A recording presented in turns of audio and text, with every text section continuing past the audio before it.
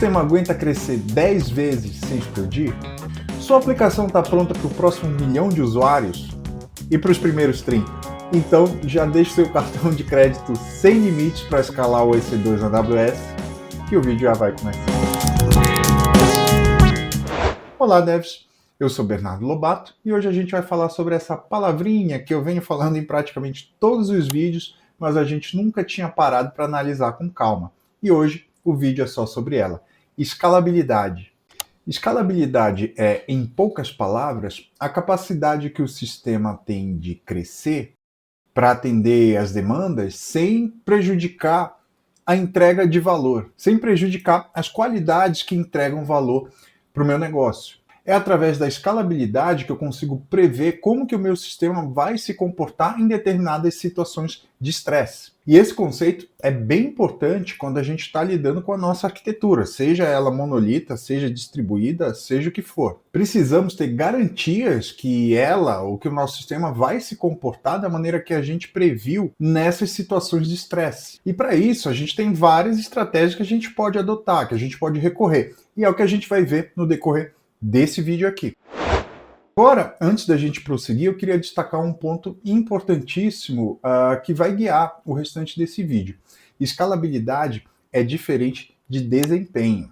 O desempenho, ele se foca em quão bem o meu sistema ou a minha arquitetura executa uma tarefa individual ou mesmo um grupo de tarefas no momento atual do meu sistema. E a gente consegue medir o desempenho do sistema através de algumas métricas, como o tempo de resposta, latência, taxa de transferência, disponibilidade e por aí vai. Um servidor pode ter um desempenho excelente para lidar com 100 requisições simultâneas, porém ele não é necessariamente escalável caso ele não consiga lidar bem com 10.000 conexões simultâneas, por exemplo. Enquanto que na escalabilidade, o foco é o meu sistema ter capacidade de se expandir ou se contrair baseado na demanda, na procura. Um sistema escalável permite que o tempo de resposta se mantenha baixo, mesmo quando eu aumento a demanda de 100 para 10.000 usuários, graças à adoção de algumas estratégias aqui que a gente vai ver no vídeo de forma eficaz. E uma coisa importante também é que quando a gente aplica bem a escalabilidade, esse tempo de resposta se mantém baixo e a gente utiliza os recursos de maneira mais eficaz. A gente não desperdiça recursos para manter esse tempo de resposta baixo. Ok, em poucas palavras, o desempenho é uma medida pontual e a escalabilidade é uma maneira da gente manter o desempenho ao longo do tempo e à medida que as condições de estresse ali do meu sistema mudam.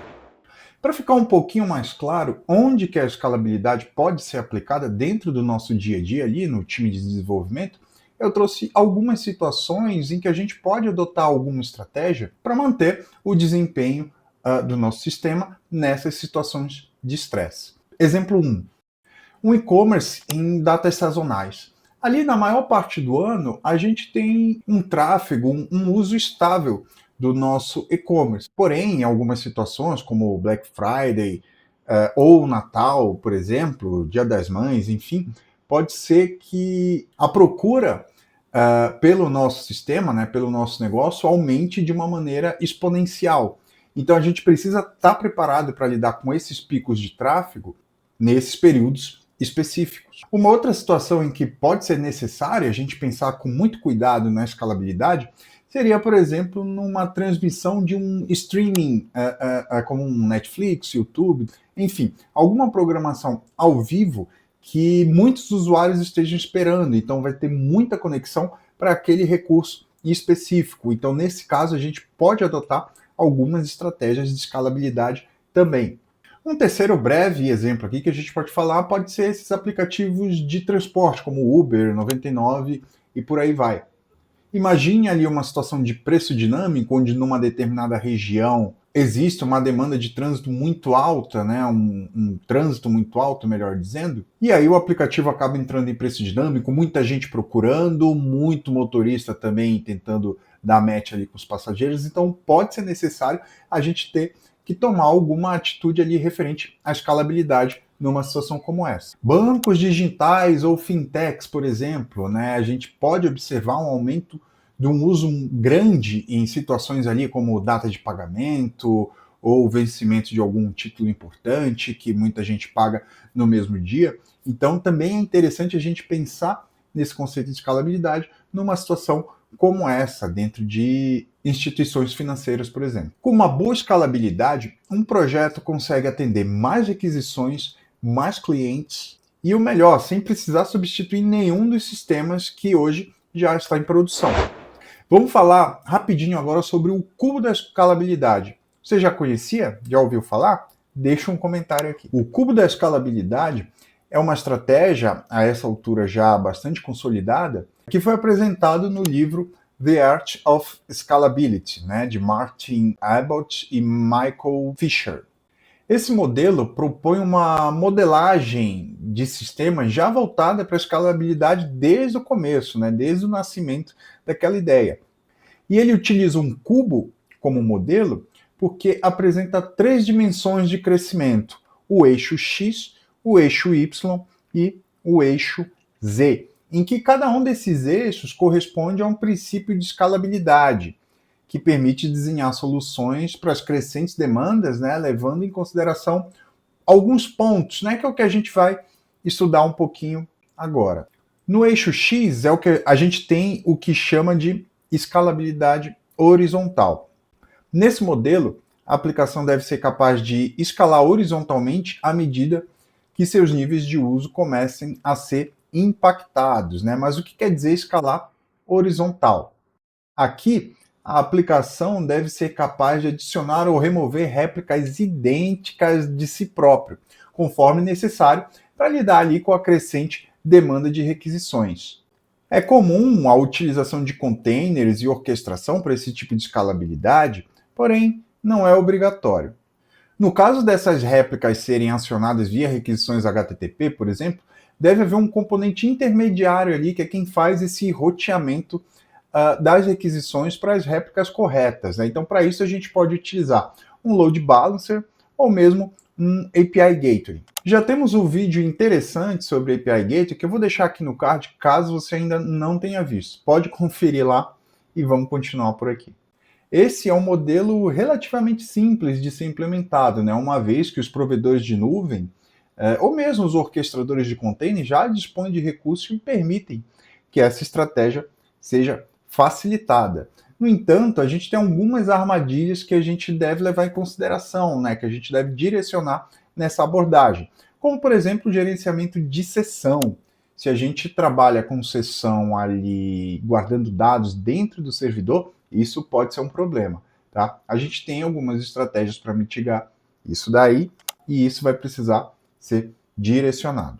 Um outro problema dessa abordagem é que ela não resolve ali nada referente ao aumento da complexidade e desenvolvimento dos aplicativos. Conforme o meu aplicativo vai crescendo, vai ficando mais complexo, isso vai se refletir aqui também na escalabilidade horizontal, ok? Já no eixo Y, a gente tem o chamado escalabilidade vertical, a chamada escalabilidade vertical, melhor dizendo, ou também conhecida como decomposição funcional. Nesse eixo, o que a gente propõe é a divisão das funcionalidades do sistema. O objetivo aqui é separar essas funcionalidades em vários serviços especializados, desacoplados e em contextos isolados. Quando a gente começar a falar de microserviços, com todas as letras, né, a gente vai ter um vídeo muito em breve sobre isso, isso aqui vai fazer ainda mais sentido. Dessa forma, é possível que se escale horizontalmente essas funcionalidades de maneira independente e otimizada, né, de acordo com suas próprias características. Uma desvantagem dessa abordagem é que sua complexidade de implementação aumenta, né, uma vez que vamos precisar direcionar todos aqueles problemas de arquitetura distribuída que a gente está vendo aqui no decorrer dos vídeos e adotar algumas estratégias muito específicas que a gente vai ver também quando começar a falar mais profundamente sobre microserviços. E o terceiro eixo é o eixo Z, que a gente chama de sharding de dados, ou decomposição lógica, né? Uma maneira mais simples de se falar. Nesse modelo, a escalabilidade pode ser um pouco mais complexa de se entender que os modelos anteriores, mas também não é um bicho de sete cabeças. O objetivo dele é o particionamento de dados em clusters, servidores e sistemas de bancos de dados diferentes, tá? A ideia aqui é mais ou menos como uma escalabilidade baseada num critério lógico, onde a gente vai, a partir desse critério, definir para qual partição nossa requisição vai ser direcionada, tá bom? Por exemplo, vamos pensar num sistema que a gente pode disponibilizar ali para o nosso usuário um plano gratuito e um plano premium. Para os usuários do plano gratuito, eu posso direcionar suas requisições para uma partição um pouco mais simples. E já para os usuários do plano premium, eu posso redirecioná-los para uma partição mais trabalhada, com mais recursos, por exemplo. Essa separação pode se dar através de um atributo ali dentro do próprio usuário. Digamos, né, se o tipo de usuário for igual a premium, eu posso transferir ele para uma partição um pouco mais robusta, correto? E posso adotar também outros critérios para direcionar aquela requisição para outras partições também. O ganho aqui é que cada cluster ou partição vai lidar com uma parcela menor dos dados, né, tornando o sistema todo mais eficiente. Um outro ponto importante também é que através dessa estratégia nós deixamos o nosso cache muito mais eficiente, além de ser mais tolerante a falhas, né, uma vez que se uma dessas partições falha, somente essa parcela dos dados vai ficar indisponível naquele momento, impactando um número muito mais reduzido de usuários e de requisições.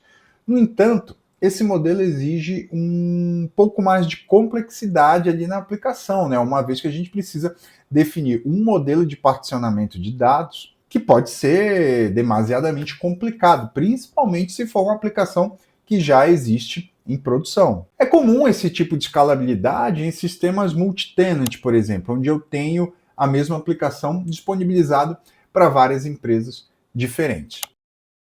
Eu estou pensando, num futuro próximo, trazer um vídeo um pouco mais específico sobre esse tipo de escalabilidade, né? Uma vez que ela é um pouco mais complexa que os outros tipos, e alguns conceitos precisam ser abordados ali com um pouco mais de detalhe, né, quando a gente está implementando. Se você tem interesse num tipo de vídeo sobre isso, deixa um comentário aqui que a gente já prepara um material legal sobre isso. Aliás, já checa se deixou o like aí, já checa se a sua inscrição está tudo certinho, tá? Cada like aqui o YouTube distribui esse vídeo aqui para mais 5 ou 10 pessoas e ajuda bastante aqui no engajamento. Tudo bem? Vamos continuar.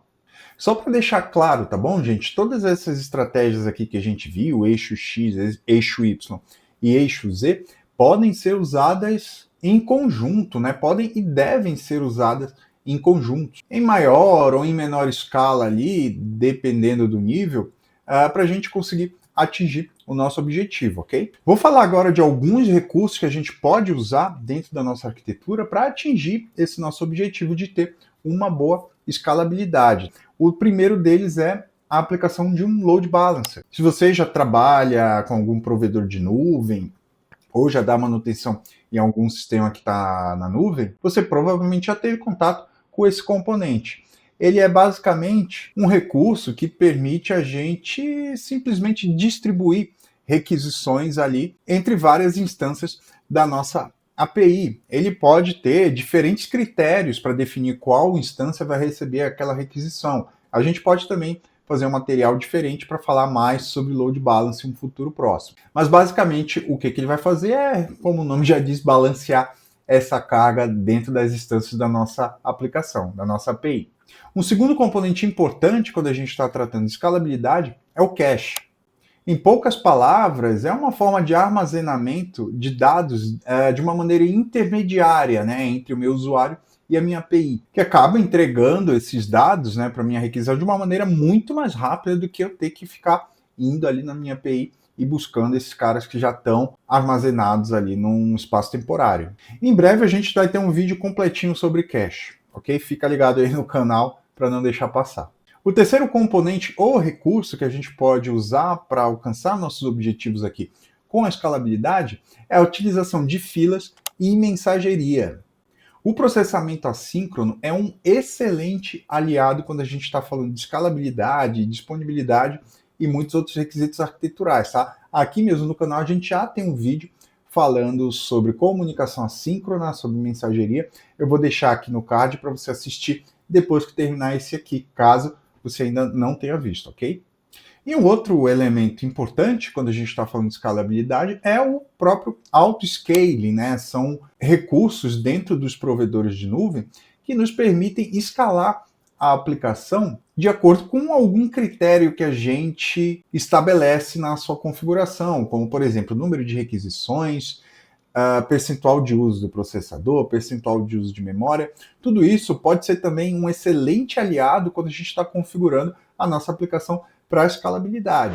E uma coisa que eu queria falar agora também é sobre os desafios que a gente precisa direcionar, né, para a gente conseguir alcançar o nosso objetivo com a escalabilidade. O primeiro deles, provavelmente muita gente já deve estar pensando nisso, é em relação ao custo.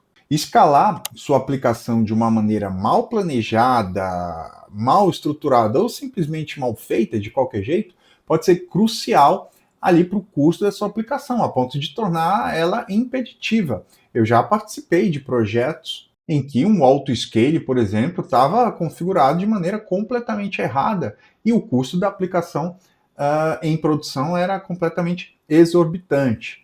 Então a gente precisa ter esse tipo de planejamento, né, esse tipo de conteúdo que a gente está começando a ver aqui, para poder escalar com responsabilidade nossa aplicação. Um outro desafio interessante é quando a gente fala na complexidade da nossa aplicação. Já estamos vendo nesse vídeo e em outros vídeos aqui no canal que a complexidade de aplicações feitas com arquitetura distribuída podem ser bem maiores do que aquelas que a gente está acostumado ali com o monolito, com uma aplicação mais simples. Então isso deve e precisa ser levado em consideração ali também quando a gente está planejando a nossa escalabilidade. E um outro ponto importante também, principalmente se a gente está trabalhando de repente ali com uma aplicação legada que a gente precisa tornar escalável ali para modernizar a nossa arquitetura e a nossa solução, é lidar com cessão de dados de usuário ou com dados compartilhados ali que são armazenados dentro do próprio servidor. E isso é um problema. Pensa bem, se eu estou trabalhando com a minha aplicação dentro de um servidor e estou guardando dados nesse servidor, como que eu posso subir uma nova instância e esperar que as requisições desse usuário sejam tratadas da mesma maneira, com a mesma seção de dados que estão armazenados no outro servidor? O ideal aqui é a gente não usar esse tipo de seção de absolutamente nenhuma maneira. A gente precisa deixar a nossa aplicação stateless, né? Ou sem manter o estado. A gente tem diversas estratégias para fazer isso também. Já estou programando um vídeo também para aplicações stateless e stateful. Quando a gente falar também sobre os 12 fatores da aplicação em nuvem, a gente vai falar sobre isso. Não vai ter oportunidade, ou melhor, não vai faltar oportunidade para a gente voltar nesse assunto aqui muito em breve. Portanto, é importante a gente ter em mente que quando a gente fala que vai escalar uma aplicação, não é simplesmente deixar o sistema maior, mas sim preparar ele para crescer de forma inteligente, suportar mais usuários, mais dados, mais requisições e mais transações sem perder de maneira nenhuma a qualidade. É entender quando vale a pena escalar horizontalmente, verticalmente e pensar também na decomposição lógica que pode ser interessante para o meu negócio. E um dos pontos mais importantes do vídeo até aqui, tá bom? Escalabilidade não é só técnica, é uma estratégia de negócios. Muitas empresas podem até prosperar ali com um sistema que não foi preparado, não foi pensado em termos de escalabilidade e aguenta ali seus 50, 100 usuários simultâneos, mas uma hora o sucesso chega. E esses 50, 100 usuários simultâneos se transformarão em 10 mil, em 100 mil usuários, e a sua empresa não vai estar preparada para atender. Dessa maneira, vai ter que correr atrás do prejuízo com um custo muito maior. Então é importante a gente ter essa responsabilidade, né, no papel de arquiteto, no papel de um desenvolvedor um pouco mais sênior, de já ter definida, já ter pensado alguma estratégia nesse sentido ali para nossa aplicação, tá? Para nossa solução. Portanto, se você quer que o seu sistema esteja preparado para o sucesso, para o futuro, escalabilidade não é opcional, é essencial. Então eu vou deixar aqui no final do vídeo 2 outros vídeos que eu acho que podem enriquecer mais ainda essa discussão com outros conceitos similares. O primeiro é um que eu falo sobre o papel do arquiteto de software, do arquiteto de soluções ou de sistemas dentro da organização de um projeto. E o outro é onde eu começo a falar mais ou menos ali sobre DDD, que vai ajudar a gente a começar a trabalhar com a nossa escalabilidade vertical ou decomposição funcional. Mas é isso. Então por hoje a gente fica por aqui. Já checa se deixou o like, checa a sua inscrição no canal. Se gostou desse material, deixa um comentário para ajudar no engajamento. A gente está ganhando tração. Compartilhe esse vídeo com o seu tech lead, com o seu time de desenvolvimento e vamos enriquecer essa discussão, tudo bem? Muito obrigado mais uma vez e a gente se vê no próximo vídeo.